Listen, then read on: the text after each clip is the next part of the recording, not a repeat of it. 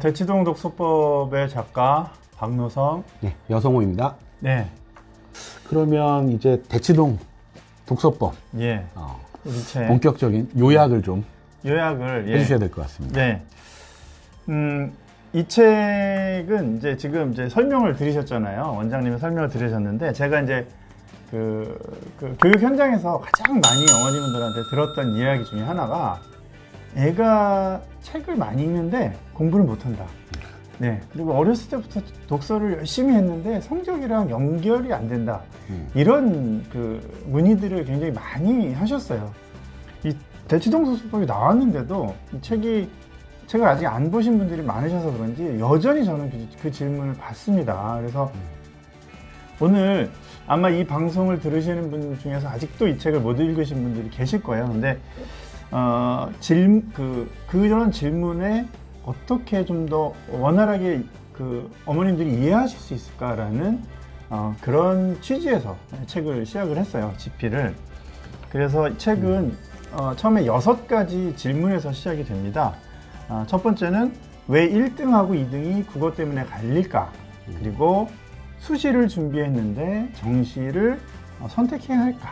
네. 그리고 왜 소문난 독서법이 우리 아이한테는 통하지 않을까? 그 다음에 책이라면 거들떠보지 않는 우리 아이 어떻게 읽혀야 할까? 그리고 많이 읽는데도 국어도 못하고 서술형 시험에도 약한 아이 무엇이 문제일까? 그리고 어릴 때부터 읽은 책이 수능 지문에 출제되었는데 왜 어렵게만 느껴질까? 이렇게 6가지 질문을 가지고 저와 여 원장님이 어떻게 하면 이제 좀 해결책을 제시해 드릴 수 있을까, 안내해 드릴 수 있을까, 이렇게 만들어졌습니다. 그렇게 일부가 구성이 되어 있고요. 첫 번째로 왜 1등과 2등이 국어 때문에 갈릴까는 아까 원장님께서 굉장히 잘 설명해 주셨고, 이 부분은 확실히 그 여성 원장님이 입시 그 관련된 그 지도를 많이 하셔가지고 굉장히 해박하셔서 책에 충분히 담았습니다. 그래서 원장님께서는 그때 외부 요인 첫 번째, 두 번째로 해서 첫 번째는 수능 과목의 변화, 두 번째는 내신과 수능의 문제 유형 차이를 짚어주셨고요. 그다음에 내부 요인 첫 번째, 두 번째가 있는데 내부 요인 첫 번째는 국어 공부의 부족, 또 내부 요인 두 번째는 국어 기초의 부족, 이렇게 해서 4가지 항목을 이제 저희가 세세하게 짚어드렸습니다. 이제 이렇게 하면서 매즘 첫 번째 그 질문에 대한 챕터의 마지막은 정시를 확대한다고 했잖아요, 정부에서. 근데 그렇게 하면서 수능은 쉽게 하겠다 이렇게 또 말씀을 하셨단 말이죠. 그게 얼마나 모순된 이야기인지에 대해서도 저희가 면밀히 좀 분석을 했습니다. 그 다음에 두 번째, 수시를 준비했는데 정시를 선택해야 할까? 이것도 연관선상에 있는데요. 정시 비중이 확대되는 대입 제도에 대해서 이 문제점이죠. 과거 이제 불 만나 잘 기르자.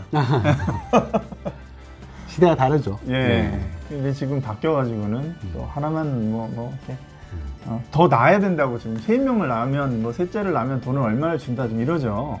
굉장히 근시안적인 태도가 아닐까 이렇게 생각이 들어요.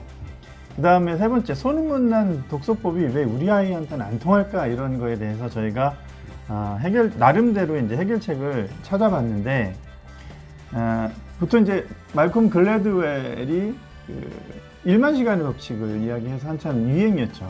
근데 그게 잘못된 방법으로 1만 시간을 하는 건 아무 의미가 없다. 그렇죠. 양측이죠. 네, 그런 거죠. 그래서 이제 의도적인 연습이 필요하다라고 이제 제시를 했고요. 거기에 제가 이제 한우리 시절에 EBS에서 슬로우 리딩 생각을 키우는 힘이라는 그 방송을 진행하면서 그 하시모토 다케시 선생님의 그 슬로우 리딩 독서법, 예, 여기 있죠. 요 정영미 작가랑 제가 이 방송을 만들었어요. 그래서 여기에 있는 요 방식이 의도된 연습의 어떤 그 정형화된 하나의 그 표본이 될 수 있겠다. 그래서 요걸 선택을 했고요. 근데 이제 좀 더 깊이 들어갈 필요가 있어요. 거기서 보면 책 한 권만 가지고 나다 중학교, 고등학교를 3년에서 6년 동안 은수저라는 책 한 권으로 수업을 했기 때문에 우리도 이제 요걸 한 학기 동안 한 권의 책으로 수업하는 모습을 보여드렸었는데, 우리 버전이 이제 많이 만들어졌죠. 예. 근데 실제로는 그 하시모토 다케시 선생님은 다독을 굉장히 강조하셨어요. 정독만 강조한 게 아니라. 그래서 우리 책에서는 그 깊이 있는 부분까지 해서 그 정다독이 입시를 준비하는데 어떻게 유용한지 그것까지 저희가 조금 더 깊이 있게 다뤄봤습니다. 그 다음에 책이라면 거들떠보지 않는 우리 아이 어떻게 읽혀야 할까라는 주제를 저희가 질문으로 던졌는데요. 사실은 이제 아까 원장님께서도 말씀하셨지만 시킨다고 하는 건 아니잖아요. 그렇게 해서 또 재미있어지는 것도 아니고 독서만큼 또 자기주도 학습이 이게 필요한 과목도 없는데 학습도 없는데 학습? 아하. 습관이죠. 예. 그래서 지적 호기심을 일깨워줘야 책이 좋아진다라고 이야기를 했고요. 그래서 그러면 그 일깨워주는 부모의 역할에 대해서 독서광이나 우등생을 부모가 만들어주는 것이냐, 요 사례로 소냐 카슨이라는 그 어머님이 두 아이를 똑같이 대했는데 결과가 달랐던 사례를 들었습니다. 그래서 노력에 따라서 독서는 그냥 읽으라고 읽으면 무조건 좋은 건 아니고 똑같이 읽어도 성과가 다른 아이들은 뇌의 학습 프로세스에 따라서 이제 읽게 시켜야 하는데요. 한국교육학술정보원에서 제시한 그 독서에 대한 프로세스가 있어요. 그래서 그걸 가지고 저희가 뇌과학이랑 연결시켜서 설명을 해드렸고요. 뭐 구체적 경험, 성찰적 관찰, 추상적 가설, 활동 조실 이 프로세스를 따라야 책을 읽을 때 훨씬 더 정확하게 이해할 수 있고 그게 한국교육학술정보원에서 제시했던 창의, 독서, 정리, 그 다음에 토론, 창의, 배경식 요거랑 사이클이 얼마나 맞아떨어지는지 그거를 저희가 설명해 드렸어요. 그래서 여기서 저희가 핵심적으로 잡고 싶었던 저희가 전달해 드리고 싶었던 건 무턱대고 읽는다고 독서력이 늘진 않죠. 그거를 좀 과학적으로 설명을 해 드리려고 노력을 했고요. 그 다음에 많이 읽는데도 국어도 못하고 서술형 시험에도 약한 아이 무엇이 문제일까? 여기서는 그 프로세스를 좀 더 깊이 들어가서요. 제가 실제로 겪었던 사례를 담았어요.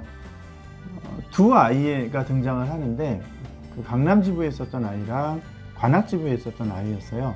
그 아이 둘 다 뭐 학교에서 되게 평가가 좋은 아이들인데 실제로는 올바르지 않은 독서를 하고 있었거든요. 근데 학교 선생님들도 사실 이 부분을 많이 놓치시고요. 문제가 둘 다 있는데 문제가 있다고 전혀 생각을 못하는 부분들이 있어요. 그래서 그 부분을 저희가 잘 짚어드리도록 노력을 했고요. 그 다음에 어릴 때부터 읽은 책이 수능 지문으로 출제되었는데 왜 어렵게만 느껴질까? 요거는 생각덩어리라고 사실 책에는 이 부분이 생략됐는데 그 헤르만 헤세의 유리알 유희에서 저희가 가져온 그 개념입니다. 그죠? 생각덩어리라고 하는 건 그 유리알 장인들이 만드는 그 유리알이 덩어리잖아요. 그런 생각덩어리를 만들어야 독서도 올바르게 수능 지문이든 아니면 뭐 사회생활을 하든 어디든 이제 유용하게 쓸 수 있거든요. 그리고 그런 생각덩어리를 만든다는 건 결국은 그 맥락을 함께 이해를 해야 오래 기억이 남는 겁니다. 근데 사실 이런 생각덩어리를 방해하는 요소들이 생각보다 많아요. 먼저 저희가 이제 제시했던 거는 너무 쉽게 얻는 정보들. 아까 이제 원장님께서 책도 스크롤해서 받는 정보들 말고 단권 하나로 익히는 정보를 중요하게 생각을 하셨는데 역시 쉽게 정보를 접하면 쉽게 까먹는 것 같아요. 네. 예를 들면 이제 항상 저는 책을 읽을 때마다 끝까지 안 읽으면 주인공 이름이 기억이 안 나요. 네. 완전히 끝까지 다 읽고 덮어놔야 그 주인공 이름이 계속 기억이 나더라고요. 이를테면 그렇게 쉽게 얻은 정보들, 뭐 이렇게 간단한 줄거리만 가지고는 그 정보들이 휘발성이 굉장히 강하더라. 그 다음에 생각덩어리를 방해하는 요소 두 번째는 형제 자매들과의 비교죠. 이건 뭐 많이들 이해하고 계시고요. 그 다음에 그 세 번째로 저희가 잡았던 거는 토론 수업 멤버들의 이야기였어요. 실제로 그 책에 등장하는 지훈 군은 제가 이제 한우리 초창기 때 그 같이 수업을 받았던 아이고 그때 뭐 20몇 주년 행사 때도 와가지고 그 간증도 했던 그런 친구인데요. 네. 이 아이가 이제 토론을 하면서 겪었던 그 에피소드를 대학에서도 똑같이 겪는 거예요. 학생들하고 참 유화가 되지 않고 토론이 자꾸 뭐 이렇게 티격태격하는 왜 그런 모습들이 있을까? 이 친구가 지금 대학 가서 지금도 만나고 있는데 지금 대학원 다니고 있는데 저한테 또 물어보더라고요. 교수님 그때 제가 그 초등학교 때 했던 그런 토론, 이상한 토론이 대학에서도 이루어지고 있습니다. 그래서 제가 그 친구의 그런 고민을 어떻게 해결해 줄까 하다가 마침 그 언론사에서 참관 수업을 요청을 하셔서 우연치 않은 기회에 그걸 발견을 했는데요. 그래서 그 토론 수업 멤버들이 서로를 좀 부추기고 잘 좀 독려해주고 그런 부분들이 필요한데 사실 서로 이기려고만 하거나 아니면 딱 주어진 시간에 자기 이야기만 하고 끝내려는 성향들 이런 것들을 좀 피해야 된다. 네, 그런 걸 좀 자세하게 제가 제 사례와 지훈이 질문 사례를 있으신데 학습 만화 읽혀도 될까요? 학습 만화요. 학습 만화는 네. 그러니까 이 책을 안 읽으셨네요. 책에서 다루고 있죠. 네. 학습 만화가 이제 이야기해 보니까 그런 거 있어요. 학습 만화 보는 거랑 유튜브 보는 거랑 좀 비슷할 수 있는데 학습 만화가 나쁘지 않고 유튜브가 나쁘지 않죠. 긍정적인 요소도 있어요. 어려운 거를 잘 설명해 주니까 좀 접근하기 어려운 정보들은 학습 만화로 굉장히 유용합니다. 근데 학습 만화가 전부라고 생각하는 경우가 그게 문제죠. 저는 좀 다른 비유를 해서 네. 맥도날드 먹어도 될까요? 뭐 가끔 먹으면 맛있는데 그게 주식이 돼서는 곤란하다. 맞습니다. 예. 그 유튜브도요. 유튜브가 나쁜 게 아니에요. 어떤 이제 학생들이나 어떤 뭐 요즘 어른들도 유튜브로 책 툭 치는 경우가 있죠. 예. 읽은 척. 네, 읽은 척. 근데 그게 전부가 아니라는 걸 꼭 이해하셔야 돼요. 유튜브를 보시는 게 나쁜 게 아니라 유튜브가 전부다라고 생각하시는 거. 그 다음에 학습 만화가 나쁘다가 아니라 학습 만화가 뭐 정보의 전부이냐고 생각하시면 곤란하다. 책을 또 가기 위한 디딤돌이 되면 좋은데 그냥 학습 만화로 점철된 정보는 정말 쉽게 들어왔다 쉽게 나간다. 꼭 잊지 않으셨으면 좋겠어요. 또 오늘 그 참여해주신 분들이 그 유아 학부모님들이 많이 계시니까 특히 유아나 초등학생을 위한 발달 단계법 독서법 좀 강조를 네. 해주시죠. 저희가 사실은 이 책이 창의 융합형 인재가 만들어지기 위한 독서법의 모든 걸 다 다뤘는데 단계별로 달았어요. 그 2부는 유아 초등 학생을 위한 발달 단계법 독서법이고요. 그 다음에 3부는 중고등학생을 위한 창의 융합 독서법이에요. 그리고 4부는 그 수능 지문이 만만해지는 첨삭지도. 요거는 원장님께서 그 입시의 국어를 그대로 다 그 독서와 연결해서 해설을 해주셨는데요. 도치맘 분들을 위해서 제가 준비한 게 그 유아 초등에 적합한 독서법 하나를 소개를 해드리려고 합니다. 책에도 설명이 되어 있긴 한데요. 전혀 새로운 건 아니고 가장 이제 일반적으로 쓰이는 독서법이라고 보시면 되고 가정에서도 아마 자녀분들이랑 함께 해보셨으면 좋겠다는 취지에서 저희가 준비를 했어요. 독서 전중 활동인데요. 어떻게 하냐면 이를테면 이런 거죠. 그 엄마가 아이랑 같이 앉아가지고 표지를 함께 보는 거예요. 근데 요거는 유아나 초저하고 초고하고는 약간 적용 방법이 다릅니다. 근데 먼저 독서 전은 똑같습니다. 이제 아이랑 이렇게 같이 앉아서 표지를 보는 거예요. 예를 들어 책에는 제가 좀 초등학생 책을 했는데 초등학생 책이 유아책, 그림책이 없어서 요 샘플로 제가 약간 고학년이긴 하지만 한 5, 6학년 정도 보면 좋은 우리들의 일그러진 영웅을 가지고 한번 해볼게요. 댁에 있는 책도 지금 하는 방법이랑 똑같이 한번 해보십시오. 가령 표지를 보면 우리들의 일그러진 영웅이라는 제목이 영웅에 대해서도 이야기해 볼 수 있고요. 우리들의 또 일그러진 요 제목 가지고도 한번 이야기를 해볼 수 있어요. 이게 무슨 뜻일까? 영웅인데 영웅인데 뭐 일그러진 영웅이다 이렇게 이야기를 하는 거죠. 그 다음에 여기 보면 왼쪽 상단에 보면 아이가 무슨 그 시험을 보고 있는데 지우개가 있고요. 막 이렇게 골몰하는 것 같은 그림이 있어요. 아이랑 같이 이제 이 이야기를 하는 겁니다. 자, 봐봐. 얘는 왜 이러고 있을까? 그러면 그 책 안에 이제 요거에 대한 해설이 돼 있겠죠. 설명이 나오겠죠. 그걸 목표를 가지고 이제 읽게 되는 거예요. 그다음에 여기 보니까 덩치 큰 아이가 있고 여기 목도리 두른 아이가 있는데 덩치 큰 아이가 목도리 두른 아이가 들고 있는 걸 가지고 이렇게 흠칫 보는 모습이 보여요. 아이한테 야 이건 뭘까? 야 넌 뭐라고 생각해? 뭐 아이가 이야기를 하겠죠. 아유 좀 이렇게 불량한 아이가 착한 애를 뭐 괴롭히는 것 같아요. 이렇게 얘기할 수도 있고요. 자 그다음에 밑에 있는데 한 아이가 있고 친구들 여럿이 이렇게 집단으로 이렇게 보이고 있어요. 뭔가 따돌림을 하는 것 같기도 하고 그다음에 여기 있는 아이는 좀 되게 좀 보스같이 앉아있다. 뭐 이런 것들 이렇게 보는 겁니다. 표지만 가지고. 네, 예. 표지만 가지고. 이게 독서 전 활동이에요.